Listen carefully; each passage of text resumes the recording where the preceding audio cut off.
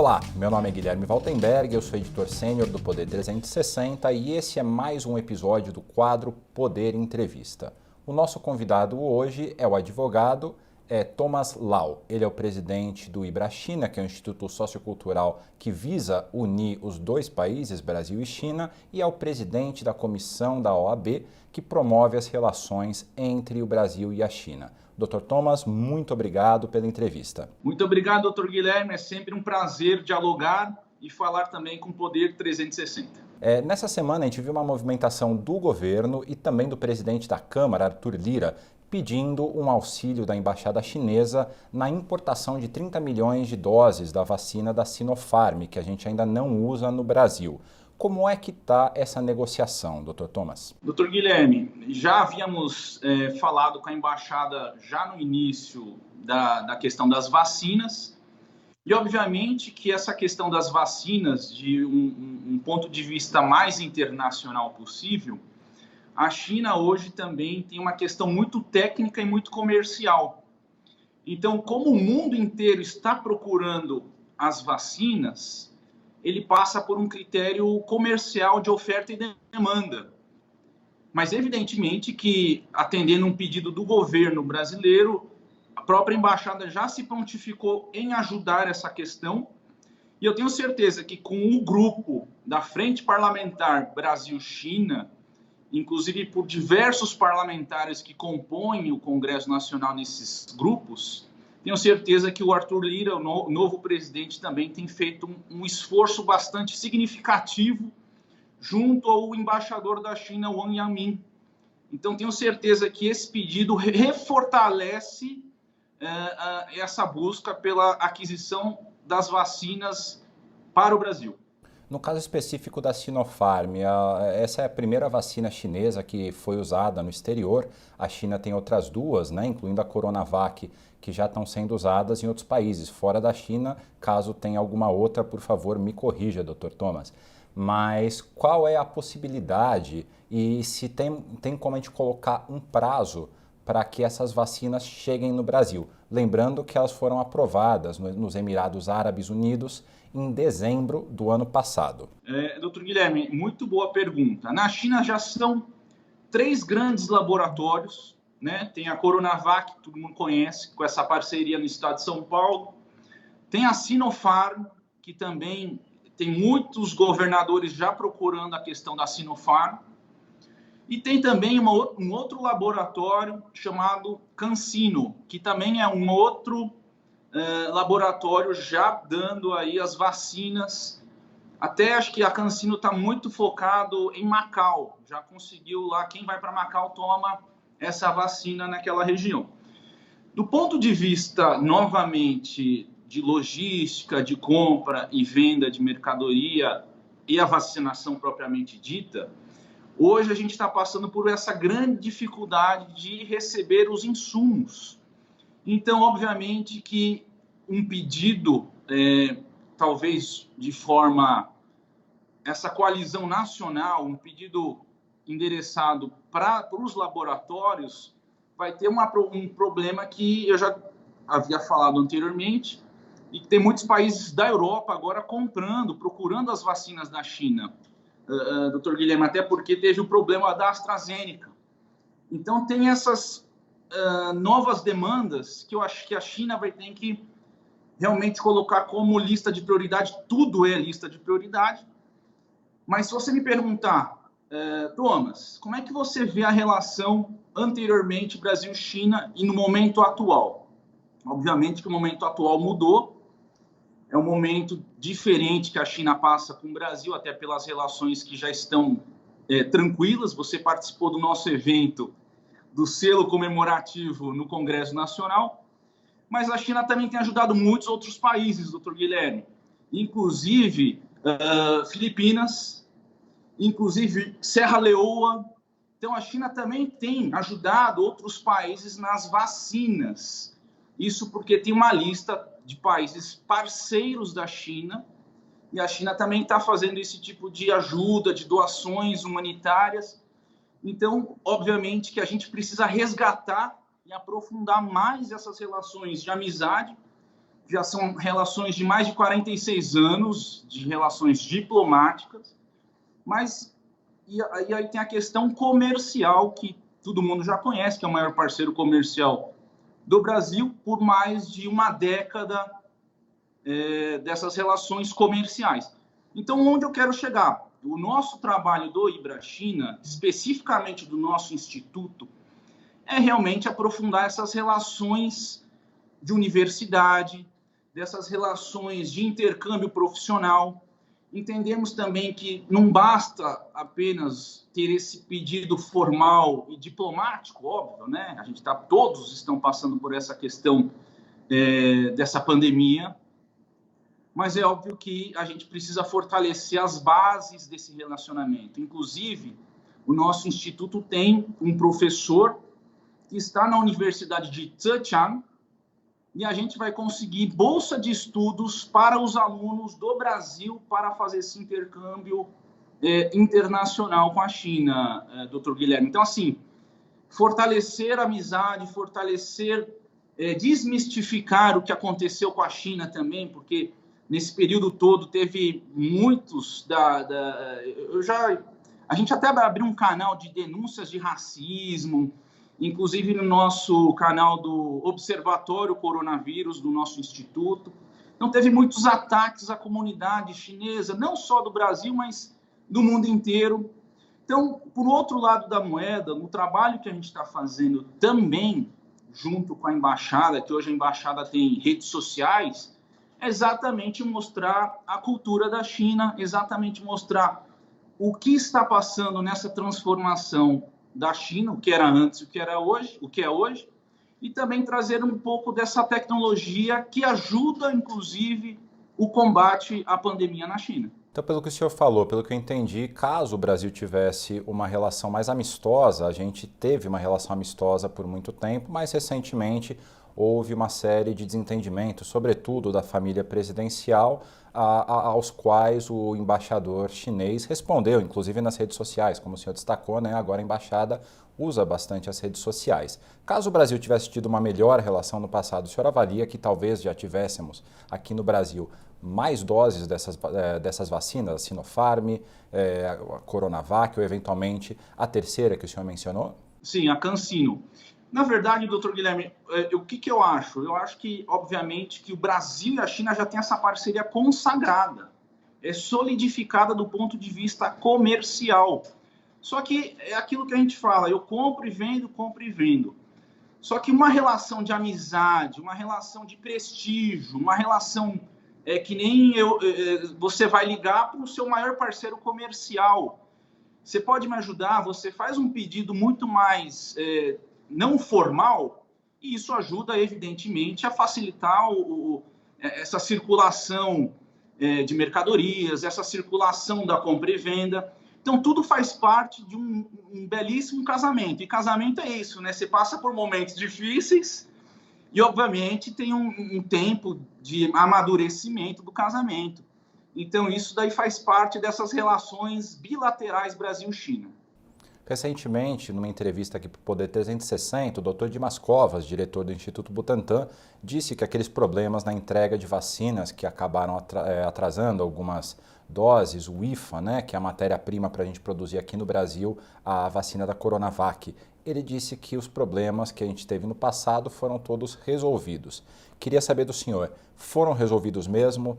É possível que haja novos atrasos na entrega das vacinas que já foram compradas? Doutor Guilherme, muito boa essa pergunta. Inclusive, a questão dos IFAs, quem fortaleceu esse pedido para a Embaixada da China foi o nosso Comitê de Crise Covid-19, que você conhece também, o deputado Evair de Mello.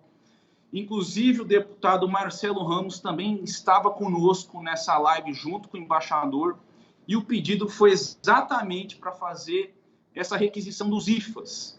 E prontamente a embaixada ajudou na questão dos IFAs, e para São Paulo, para o estado de São Paulo, quem realmente é o responsável pelo Instituto Butantan, Dimas Covas, sabe também que isso já está chegando no Brasil, e essa parceria São Paulo, Consulado da China de São Paulo, ele é muito forte aqui com a relação bilateral também com a China. Então, a nossa cônsul-geral daqui de São Paulo, que é a senhora Shen Peiche, também tem se esforçado muito nessas relações Brasil-China. E, obviamente, que naquela minha indagação anterior sobre as vacinas e tudo mais, tem a questão do Plano Nacional de Imunização, doutor Guilherme.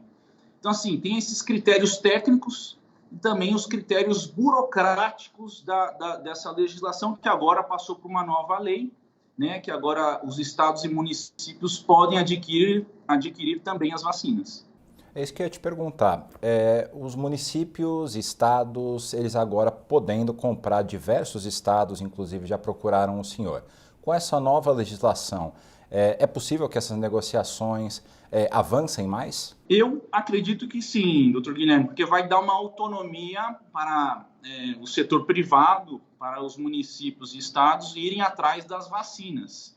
Agora, óbvio que teria que passar aí por uma questão logística, teria que passar também pelo aval do Ministério da Saúde, de um ponto de vista, eu diria que formal, mas é óbvio que isso daí vai melhorar o ambiente da procura das vacinas, e eu tenho certeza que a interlocução de diversos players pode ajudar nessa compra mais rápida. Agora, a pergunta é, será que o preço vai ser mais condizente? Porque se um compra é uma coisa, que você tem um atacado aí, né, de vacinas, um número maior de vacinas, você pode pleitear por um preço mais barato.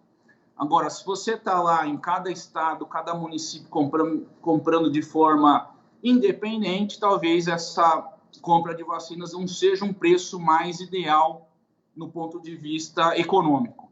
Voltando para a Sinopharm, né, que o senhor está acompanhando o processo, o pedido aí do governo e do Congresso para que a compra de 30 milhões de doses sejam aceleradas. Mas a Sinopharm ela ainda não teve o seu registro autorizado pela Anvisa. O senhor sabe dizer se já foi feito esse pedido? Doutor Guilherme, na verdade a Sinopharm ainda não está. Entretanto, dentro do nosso comitê de crise e do Covid-19, tem a Anvisa que faz parte. Eu acho que todo esse processo vai ser acelerado pela Anvisa, tenho certeza disso, uma questão de saúde. Mas a Sinopharm já está também com um laboratório forte, é um laboratório grande, e na China eles estão aplicando a Sinopharm já em muitas pessoas em diversas regiões da China. E falando um pouco sobre o que a gente conversou agora há pouco da China levar vacinas para a Serra Leoa, para as Filipinas, é um ponto interessante do atual momento das relações internacionais. No passado, quem capitaneava esse tipo de ajuda eram os Estados Unidos, que até hoje ainda são a principal economia do mundo. Porém, na vacinação contra a Covid-19 até o momento, eles não fizeram esse tipo de gestos de enviar vacinas a outros países, uma coisa que a China está fazendo. Como é que o senhor avalia esse novo momento? Foi um vácuo de liderança dos Estados Unidos ou é a ascensão da China a um novo patamar no jogo global das relações exteriores? Doutor Guilherme, essa indagação é muito importante. O que eu vejo hoje? Hoje a China é um país emergente. A China hoje é um país que se destaca em diversos setores comerciais. E a China hoje também tem esse dever geopolítico de ajudar outros países que necessitam desta ajuda. Então, inclusive a ONU já destaca, né, mundialmente fala, temos que ter essa noção de que a China hoje é um país emergente. Então, é como se fosse uma recomendação para os países, inclusive para os Estados Unidos, para que demonstre que também temos que ter essa mente mais aberta e saber que a China também pode colaborar e ajudar muito com outros países desse mundo globalizado. Guilherme. E agora, com a ascensão de Joe Biden, deve melhorar um pouco a relação, porque o ex-presidente Donald Trump, ele era corriqueiro ele criticar a China, ele fazer uma série de ataques. Ele, inclusive, chegou a dizer que a China deveria pagar para o mundo em função da pandemia, alegando com essa afirmação que a China teria ou produzido ou não teria conseguido segurar a doença, a Covid-19, lá no país. Como é que o senhor avalia agora com o Biden? Doutor Guilherme, o Biden tem se mostrado um político muito voltado para a questão das relações multilaterais. Eu tenho certeza que ele vai fazer um trabalho importante para o mundo, vai trazer a Europa junto aos Estados Unidos, vai fazer blocos econômicos importantes. E eu acho que o jogo mundial é esse, né? Você quer paz e, ao mesmo tempo, para fomentar a paz, você precisa do indutor do comércio para fomentar a paz. Então, tendo isso em vista, eu acredito que é muito importante, tanto para os Estados Unidos e para a China, formar os blocos comerciais. Então, vamos pegar o BRICS, por exemplo. O BRICS, que é Brasil, Rússia, Índia e África do Sul, também tem esse papel de fomentar essas relações desses blocos comerciais. Então, eu acredito que sim, que vai ser bom para o mundo desse ponto de vista, mas evidentemente que Joe Biden também não abriu mão do acordo comercial com a China. Então, ainda existe essa briga, esse acordo comercial que está sendo aí liderado pelos Estados Unidos, e a China está já cumprindo todo o acordo com os Estados Unidos, doutor Guilherme. Voltando para o cenário brasileiro, um dos pontos que a China tem interesse no Brasil é o futuro leilão do 5G. Mas nessa semana, o ministro Fábio Faria, das Comunicações, ele disse que a Huawei, que é a empresa chinesa que está concorrendo nesse futuro leilão, não se qualificou para servir, para oferecer a rede privada do governo de comunicação. Como é que o senhor e como é que a China avaliou essa declaração? Doutor Guilherme, o que eu vejo para o Brasil para o futuro? Eu vejo que tem uma questão muito importante hoje que trata das questões, de um lado, agências reguladoras, e do outro lado, agora, com essa nova formatação da lei liberdade econômica, é de se colocar até onde uma agência reguladora pode ou não atrapalhar o livre mercado. Então, no meu ponto de vista, mais especificamente do 5G, a gente vai ter, inclusive, lives junto com a Huawei, e a gente vai discutir exatamente isso, das questões de investimentos em países da América Latina. Então, eles vão destacar também não só o Brasil, mas como outros países do Brasil, da América Latina. E a gente vai também travar discussões sobre agências reguladoras e também, é o que aconteceu nos Estados Unidos, em países da Europa, a questão do análise de impacto regulatório. Até onde o estudo pode fomentar e embasar a decisão de uma agência, de um ministério, da CVM, da SUSESP. Então, assim, eu acho que a indagação que tem que se colocar aqui, a reflexão jurídica e econômica, até onde a gente consegue agir de forma transparente e eficiente para que o mercado traga ao consumidor final, às empresas do B2B, situações que fortalecem e acelerem o mercado brasileiro. E o senhor avalia que existe alguma insegurança jurídica nas relações Brasil-China que ainda poderia melhorar, evoluir? Sim, com certeza, doutor Guilherme. Porque assim, muitas empresas que eu conheço querem conhecer o Brasil, mas ao mesmo tempo têm um grande receio da segurança jurídica. Então, você vê, as empresas de energia, todas elas do Brasil precisam da energia chinesa.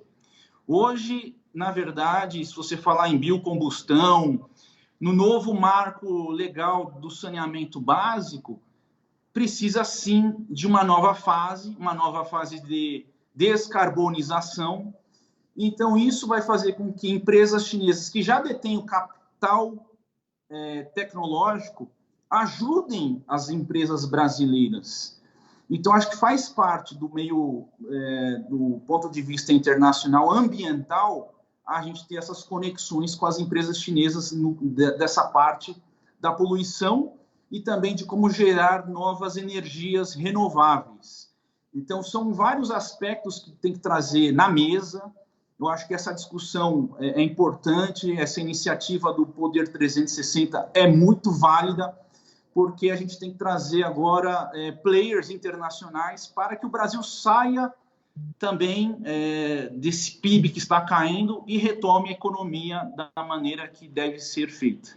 E uma dúvida, essa insegurança jurídica que o senhor mencionou, de alguma forma pode ter influenciado na chegada de novas vacinas no Brasil? Da vacina, eu acho que é uma questão mais de saúde pública, doutor Guilherme. Eu acho que eu destacaria isso de uma forma separada.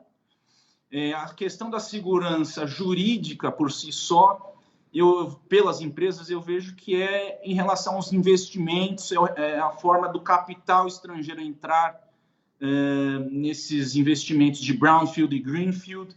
Então, eu vejo que é um pouco distante, eu acho diferente a questão da saúde pública, até porque as vacinas terão que passar pelo crivo do Ministério da Saúde e agora também pelo crivo dos departamentos de setor da saúde, tanto do município como dos estados. Então, eu acho que é uma forma diferente de se ver essa questão comercial, mas das empresas em si, nas quais eu tenho contato, eu vejo que existem dificuldades e muitos gargalos que precisam ser melhorados, desde legislações até a questão dessas agências reguladoras. O senhor mencionou na nossa conversa duas áreas de interesse da China no Brasil, geração de energia e tecnologia, quando a gente tratou do 5G. Quais outras áreas a China tem interesse no Brasil? Em quais áreas a China acredita que o Brasil possa auxiliar a China?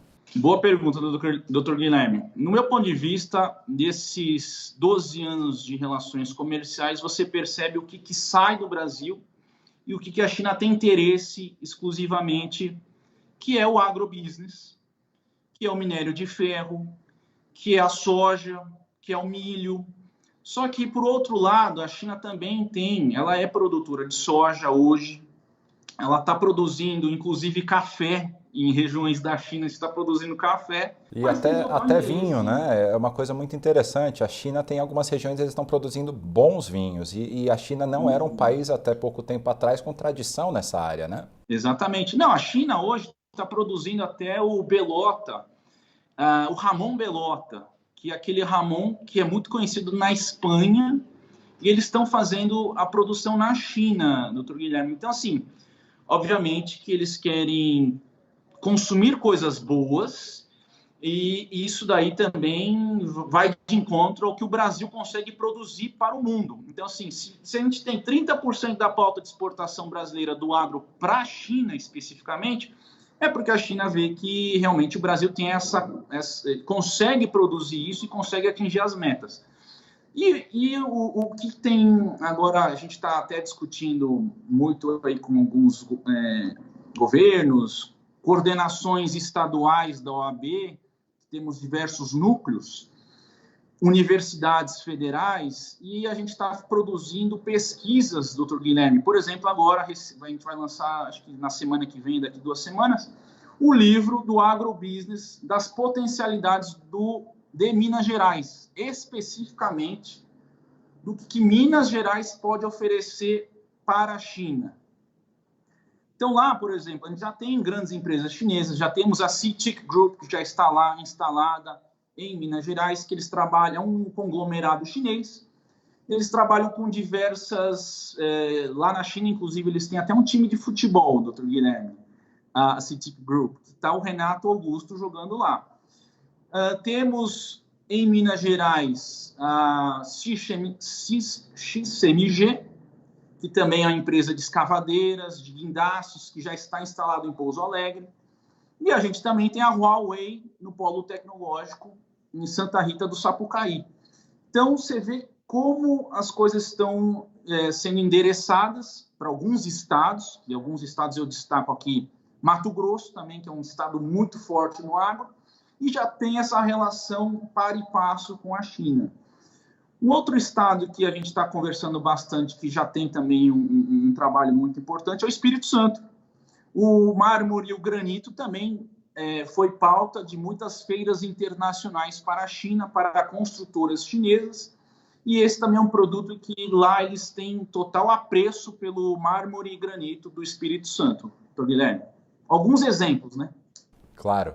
E a gente pensando aqui na potencialidade do comércio entre o Brasil e a China.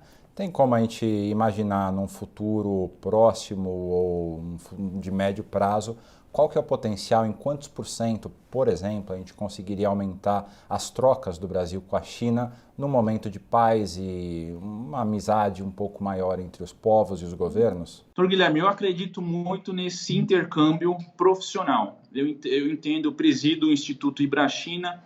Até tínhamos, antes da pandemia, 3 viagens oficiais com o governo da China para levar, inclusive, empresários brasileiros, startups brasileiras que queriam fazer essa interlocução com as startups chinesas.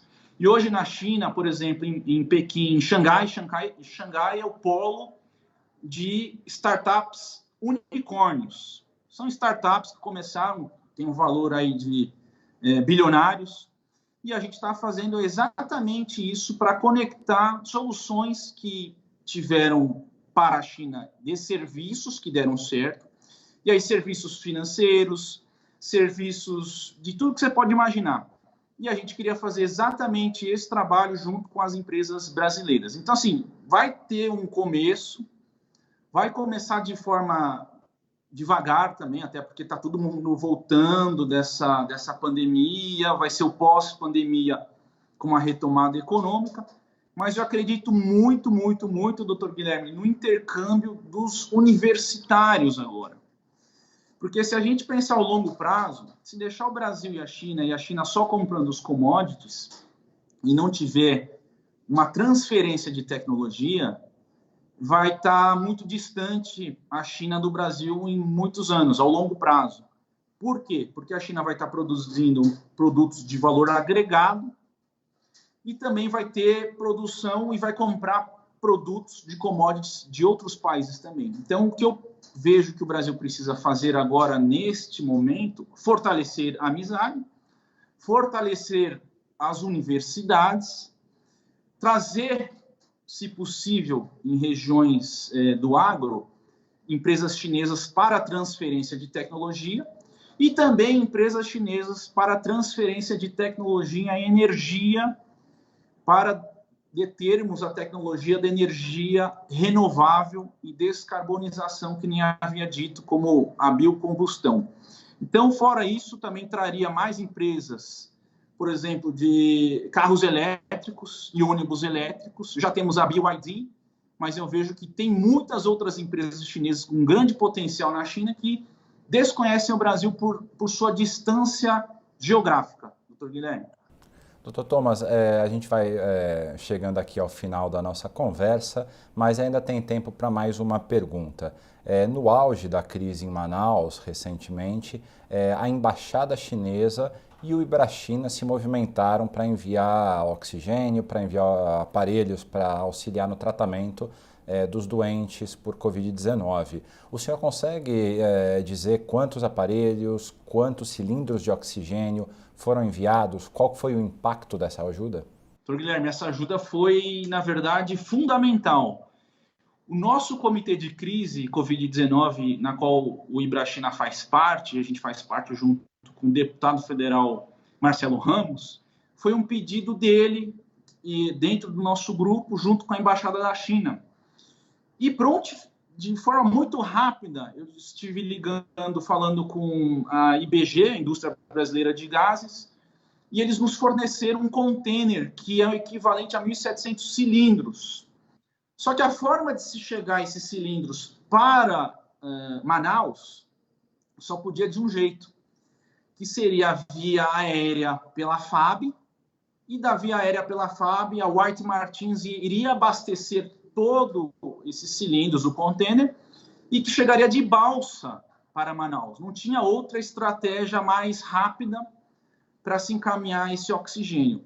Só que o que realmente me deixou muito satisfeito, doutor Guilherme, porque foi um movimento do nosso instituto e, ao mesmo tempo, as grandes empresas chinesas nos apoiaram. Temos o apoio de diversas empresas, como a Lenovo, a Huawei, a Gree, a BYD, que eu te falei, que é de carros elétricos em Campinas. Assim, a quantidade... A Embaixada da China também ajudou. com valores, com dinheiro. Então, isso daí tudo foi um movimento, eu diria que milagroso, né? Porque você começou a movimentar um, o outro, e todo mundo aí com essa solidariedade, união, fizemos um pouco dessa diferença, dessa tempestade que Manaus passou. Inclusive, recebi a ligação do Wilson Lima, do governador, me agradecendo o Instituto, agradecendo ao embaixador. Então, para a gente é uma grande satisfação poder ajudar, doutor Guilherme. Dr. Thomas Lau, muito obrigado por essa entrevista, na qual a gente falou sobre China, Brasil, vacinas, tecnologia, enfim, diversos temas.